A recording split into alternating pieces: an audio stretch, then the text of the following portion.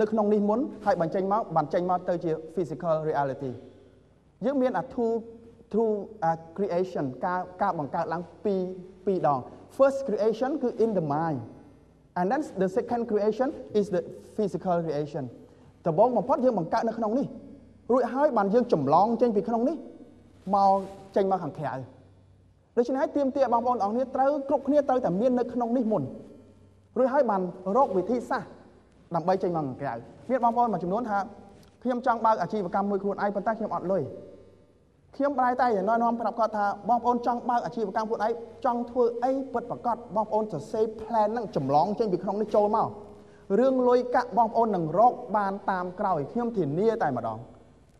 កន្លែងហ្នឹងឲ្យតែយើងមាន plan ច្បាស់លាស់ឲ្យតែយើងមានគម្រោងច្បាស់លាស់សរសេរចេញមកលុយកាក់មកតាមក្រោយវិធីសាស្ត្រក្នុងការធ្វើឲ្យវាជោគជ័យនៅក្នុងហ្នឹងទាំងអស់ខ្ញុំគ្រាន់តែជម្រាបបងប្អូនអរគ្នាថានៅក្នុងផ្នត់គំនិតនៅក្នុងខួរក្បាលរបស់យើងទាំងអស់ពីព្រោះមនុស្សរបស់យើងមានឧបករណ៍មួយយ៉ាងមានសម្ភារៈមួយយ៉ាងដែលមានឥទ្ធិពលខ្លាំងបំផុតគឺ mind បងប្អូនបានសិក្សាច្រើនបងប្អូនដឹងថា the mind very powerful មានអីក្នុងហ្នឹងទាំងអស់ដូច្នេះដំបូងបំផុតត្រូវតែ create ចេញឡើងមករួចហើយវានឹងប្រាប់យើងតែម្ដងឲ្យធ្វើអីត្រូវជួបនរណាតែម្ដងខ្ញុំនឹកឃើញកាលពីខ្ញុំបងប្អូនសាកសម័យមើលថាបើសិនជាអនុញ្ញាតឲ្យខ្ញុំរំលឹកពីខ្ញុំបន្តិចដើម្បីជាឧទាហរណ៍មួយថាខ្ញុំធ្វើការជាង10ឆ្នាំ12 13ឆ្នាំនៅក្នុងវិស័យសន្តាគារនិងទេសចរមានរឿងអីដែលខ្ញុំអាចត្រូវឈរលើវេទិកានិយាយបានដូចជាអត់មានសោះបើសិនជាយើងពិចារណាកាលពីនោះមកពិចារណាថាបើសិនជាត្រូវទៅធ្វើជា speaker ត្រូវធ្វើគ្រូបណ្ដុះបណ្ដាលនេះអាចទៅរួចទេបើសិនជាយើងសិក្សាពីប្រវត្តិអតីតកាលរបស់យើងមកបទពិសោធន៍របស់យើងមកដូចជាអត់មានអីតតែសោះតែម្ដងដែលអាចធ្វើទៅបានមែនទេបងប្អូនអរគ្នាអត់មានអីដែលធ្វើឲ្យទៅបានតតែសោះហ្មងហើយពេលដែលខ្ញុំឡើងមកលើនេះនិយាយទៅកាន់បងប្អូនអរគ្នាជាង200នាក់នេះក៏ខ្ញុំស្ទើរតែមិនជឿខ្លួនឯងថាខ្ញុំអាចធ្វើទៅបានដែរប៉ុន្តែវាធ្វើទៅបានសួរថាអ្នកណាបញ្ជាអ្វីដែលបញ្ជាឲ្យយើងធ្វើនៅអ្វីដែលយើងធ្វើរាល់ថ្ងៃហ្នឹងគឺយើងមានប្រព័ន្ធកុំព្យូទ័រមួយនៅក្នុងនេះដែលមានឥទ្ធិពលបំផុតពេលដែលយើងចេះប្រើវាគឺវានឹងយើងទទួលបានលទ្ធផលតែម្ដងដូច្នេះបងប្អូនទាំងអស់គ្នាមានអានឹងនៅក្នុងខ្លួនស្រាប់ហើយមានឥទ្ធិពលខ្លាំងបំផុតនៅពេលដែលបងប្អូនចេះយកវាមកប្រើដូច្នេះសរុបមកគឺខ្ញុំចង់ឲ្យបងប្អូនទាំងអស់គ្នាកុំចងខ្លួនយើងទៅនឹងអតីតកាលតែចងខ្លួនយើងទៅសក្តានុពលរបស់យើងហើយប្រើប្រាស់នៅសក្តានុពលដែលមាននៅក្នុងខ្លួនយើងតាំងពីកំណើតមកស្រាប់នេះឯងហើយឥឡូវនេះមកដល់ចំណុចមួយដែលយើងត្រូវថាតើយើងត្រូវចង់បានអីទៅថ្ងៃអនាគតត្រូវកំណត់ឲ្យបានច្បាស់លាស់បាទដូច្នេះចំណុចទី1បងប្អូនត្រូវគិតនឹងសម័យតើចង់បានអ្វីបាទសម្ភារៈនិងទ្រព្យសម្បត្តិបងប្អូនចង់បានអីខ្លះសម្ភារៈនិងទ្រព្យសម្បត្តិអានេះខ្ញុំបញ្យល់ជាគោលសិនហើយចាំបន្តិចទៀតខ្ញុំឲ្យបងប្អូនអរគ្នាអនុវត្តជាក់ស្ដែងខ្លះប្រាក់ចំណូលសួរថាចង់បានប្រាក់ចំណូលប្រមាណចំណេះដឹងនិងជំនាញថ្មីបាទដំណើរកំសាន្តថាទាំងអស់នេះគឺជាចំណុចដែលយើងចង់បានឬទេចំពោះជីវិតទៅថ្ងៃអនាគតរបស់យើងបាទសម្ភារៈនិងទ្រព្យសម្បត្តិសួរថាយើងចង់បានសម្ភារៈប្រើប្រាស់អីខ្លះមានម៉ូតូឡានមានទូរស័ព្ទទូរទស្សន៍ផ្ទះសម្បែងឬមួយក៏នៅខាងក្នុងផ្ទះត្រូវមានអីខ្លះនេះគឺយើងត្រូវនឹកឃើញឡើងមកនឹងទ្រព្យសម្បត្តិហើយប្រាក់ចំណូលរបស់យើងឥឡូវនេះយើងមានប្រាក់ចំណូលខ្លះបងប្អូនខ្លះទៅតែចប់ការសិក្សាថ្មីចូលទៅធ្វើការងារជូនក្រុមហ៊ុនឯកជនចាប់ផ្ដើមឡើងពីប្រាក់ខែ80 100 150សួរថាឥឡូវនេះប្រាក់ខែ150មកមួយឆ្នាំ2ឆ្នាំមកហើយឥឡូវយើងចង់បង្កើនបានប្រមាណត្រូវកំណត់អាកន្លែងហ្នឹងឲ្យច្បាស់កំណត់អាហ្នឹងឲ្យច្បាស់ចង់បានប្រមាណសិនរួចហើយវិធីសាស្ត្រនឹងរកមកតាមក្រោយបាទចំណេះដឹងនិងជំនាញថ្មីសួរថាតើយើងឥឡូវនេះយើងខ្វះខាតដឹងថាខ្លួនយើងខ្វះខាតអីខ្លះចំណេះដឹងអីខ្លះជំនាញអីខ្លះត្រូវចង់បានជំនាញអីថ្មីចង់បានចំណេះដឹងអីថ្មីឬទេត្រូវកំណត់អាហ្នឹងឲ្យច្បាស់បាទដំណើរកំសាន្តសួរថាយើងធ្លាប់សម័យទេថាចង់ដើរកំសាន្តទៅប្រទេសក្រៅបើធ្លាប់មានយើងទៅសេចូលមកចំណុចផ្សេងទៀតគឺមិត្តភាពនិងទំនាក់ទំនងសួរថាយើងចង់បានទំនាក់ទំនងយ៉ាងម៉េចក្នុងជីវិតរបស់យើងឬមួយក៏យើងជាមនុស្សម្នាក់ដែលយើងមិនសូវស្គាល់គេប្រហែលនោះទេគឺចេញពីធ្វើការមកផ្ទះចេញពីផ្ទះទៅធ្វើការគឺតែប៉ុណ្ណឹងឬមួយក៏យើងចង់បានទំនាក់ទំនងមួយដែលល្អឲ្យមានភាពធំទូលំទូលាយបន្តិចនៅក្នុង community របស់យើងនៅក្នុងប្រទេសរបស់យើងទំនាក់ទំនងហើយនឹងមិត្តភាពបែបម៉េចដែលយើងចង់បានសកម្មភាពក្នុងគ្រួសារក្តីអានេះសិតតែជាគោលដៅដែលយើងត្រូវបង្កើតឡើងតែម្ដងដំបូងបំផុតដែលវាជាចំណែកមួយនៃភាពជោគជ័យក្នុងជីវិតរបស់យើងនេះឯងសកម្មភាពក្នុងសង្គមសួរថាយើងចង់ចូលរួមក្នុងសង្គមយ៉ាងម៉េចខ្លះក្នុងចូលរួមក្នុងសង្គមយ៉ាងម៉េចខ្លះ ការបរិច្ចាគជួយអ្នកដទៃបាទ charity បងប្អូនមានគោលបំណងចង់ធ្វើ charity ឬទេនឹងជីវិតផ្ទាល់ខ្លួននេះគឺជាចំណុចគោលដែលបងប្អូនអាចគិតវាឡើងមកដើម្បីសរសេរនៅសុបិនមួយនិងកំណត់គោលដៅមួយដែលបងប្អូនចង់បាននឹងឯងអញ្ចឹងខ្ញុំអនុញ្ញាតឲ្យបងប្អូនទាំងអស់គ្នារយៈពេល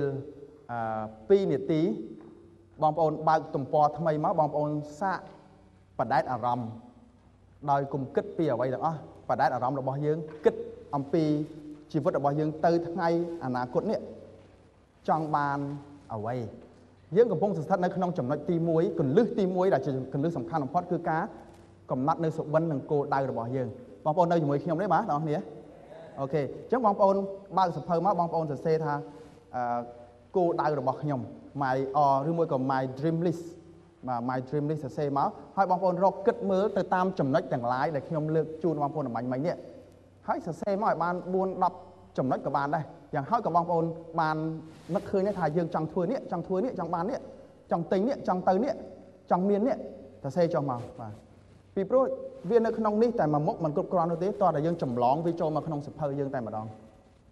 អញ្ចឹងសូមបងប្អូនអរគ្នាធ្វើលំហាត់ប្រាណហ្នឹងមកខ្ញុំលើកទឹកចិត្តឲ្យបងប្អូនទាំងអស់គ្នា master នៅចំណុចកន្លែងនេះគឺការកំណត់គោលដៅនិងសុបិនទៅថ្ងៃអនាគតធ្វើមិនឲ្យស្ទាត់កន្លែងហ្នឹងតែម្ដងបើសិនជាការកំណត់គោលដៅនិងសុបិនរបស់យើងទៅថ្ងៃអនាគតនោះវាអត់ច្បាស់លាស់ទេនោះយើងនឹងមិនមែនថាយើងបរាជ័យនោះទេបងប្អូនអរគ្នាមិនពីមុនមកក៏មិនធ្លាប់កំណត់គោលដៅដែរតែទទួលបានប៉ុណ្ណឹងអ្វីដែលបងប្អូនមានហ្នឹងតែបើសិនជាបងប្អូនអាចឈានទៅដល់ការកំណត់ឲ្យបានច្បាស់លាស់មួយនោះខ្ញុំជឿជាក់ថានេះឯងដែលជានិយមន័យនៃភាពជោគជ័យរបស់យើងទទួលបាននៅអ្វីដែលយើងចង់បាននៅឯងជាជាងយើងទទួលបាននៅអ្វីដែលយើងមិនចង់បានជាជាងយើងធ្វើនៅអ្វីដែលយើងអត់ចង់ធ្វើនោះទេប៉ុន្តែបរិយាកាសឬមួយក៏កលៈទេសៈនឹងជំរុញយើងមកឲ្យដល់ចំណុចហ្នឹងតែម្ដងខ្ញុំចង់ដឹងមើលថាមានបងប្អូនប្រហែលអ្នករាល់ថ្ងៃនេះដែលធ្វើកិច្ចការមួយដែលយើងអត់អាចគ្រោងទុកទេស្រាប់តែមកដល់ធ្វើកិច្ចការហ្នឹងតែម្ដងហើយយើងអត់សូវពេញចិត្តការងារហ្នឹងតែប៉ុន្មានទេប៉ុន្តែយើងត្រូវតែធ្វើមែនទេបាទយើងមានបងប្អូនប្រហែលអ្នកដែលមានកិច្ចការងារធ្វើដែរបាទរាល់ថ្ងៃហ្នឹងប៉ុន្តែការងារមួយដែលយើងអត់ពេញចិត្តប្រហែលយើងត្រូវតែធ្វើបាទបងប្អូនឃើញអានេះគឺកើតឡើងដោយសារអ្វីដែលកើតឡើងដោយសារតែយើងអត់បានកំណត់គោលដៅឲ្យច្បាស់លាស់នេះឯងបើសិនជានិយាយពីសិស្សនិស្សិតវិញគឺរាល់ថ្ងៃហ្នឹងយើងរៀនហ្នឹងយើងអត់ដឹងថាទៅថ្ងៃអនាគតយើងចង់ធ្វើអីទេបងប្អូនសង្កេតឃើញអ្នកខ្លះរៀន marketing ចេញមកធ្វើគណនេយ្យមែនទេបាទរៀនគណនេយ្យចេញមកធ្វើ marketing ក៏មានដែររៀន IT ចេញមកធ្វើសន្តិសុខណាក៏មានដែរអ្នកដែលសើចបាទត្រូវចិត្តណាវាជាក់ស្ដែងអញ្ចឹងបងប្អូនអរគ្នាពីព្រោះខ្ញុំមិនបន្ទោសគាត់ហើយក៏មិនបន្ទោសសាលាដែរប៉ុន្តែយើងសង្កេតឃើញថានៅសាលាមហាវិទ្យាល័យដែលយើងរៀនជួនកាលយើងចង់បានជំនាញ marketing ប៉ុន្តែសាលាប្រាប់ថាជំនាញហ្នឹងអស់ហើយអូនអើយជ្រើសរើសជំនាញអីផ្សេងបានទេ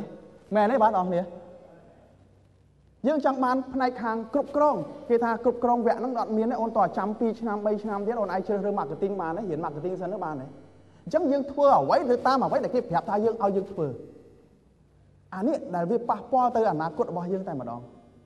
បាទអញ្ចឹងចំណុចទី1គឺយើងសរសេរចុះមកឲ្យបានច្បាស់លាស់នៅអ្វីដែលយើងចង់បានទៅថ្ងៃអនាគតហ្នឹងពាក់ព័ន្ធទៅនឹងកត្តាទាំងឡាយដែលខ្ញុំចែកជូនអំបញ្ញមិញហើយនឹងលើសពីហ្នឹងទៅទៀតដែលបងប្អូនមានខ្លួនឯងបងប្អូនអាចបញ្ចូលមកប៉ុន្តែចំណុចសំខាន់ខ្ញុំលើកទឹកចិត្តឲ្យបងប្អូនធ្វើកន្លែងហ្នឹងចំណុចទី2គឺសរសេរនៅរាល់សុបិនហ្នឹងចុះក្នុងបញ្ជីដែលអ្នកចង់បានរួចហើយទី3នេះគឺបងប្អូនអាចបន្ថែមឬមួយក៏កែសម្រួលទៅតា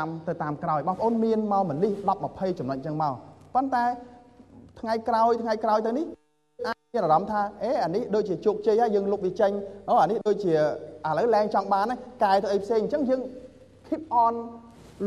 looking into the dream list របស់យើងរហូតបន្តមើលអាហ្នឹងរហូតពីព្រោះអាហ្នឹងវាជាផែនទីអាហ្នឹងវាជាគោលដៅដែលយើងត្រូវធ្វើដំណើរឆ្ពោះទៅរកវានឹងឯងប្រសិនជាអត់មានគោលដៅទាំងអស់នោះទេយើងធ្វើអីទៅតាមយើងហៅថាdefault program ដែលគេកំណត់មកឲ្យយើងធ្វើនឹងតែម្ដងបាទអញ្ចឹងចំណុចទី3នេះគឺអាចបន្ថែមនៅគោលដៅថ្មីឬកែសម្រួលគោលដៅចាស់ក្នុងករណីដែលចាំបាច់នៅកន្លែងហ្នឹងបាទខ្ញុំរំលឹកឡើងវិញបន្តិចបាទចំណុចទី1នេះឲ្យបងប្អូនស្រមៃមើលគិតមើលសម័យហើយយើងចង់បានអីទៅតាមចំណុចដែលខ្ញុំចែកជូននេះ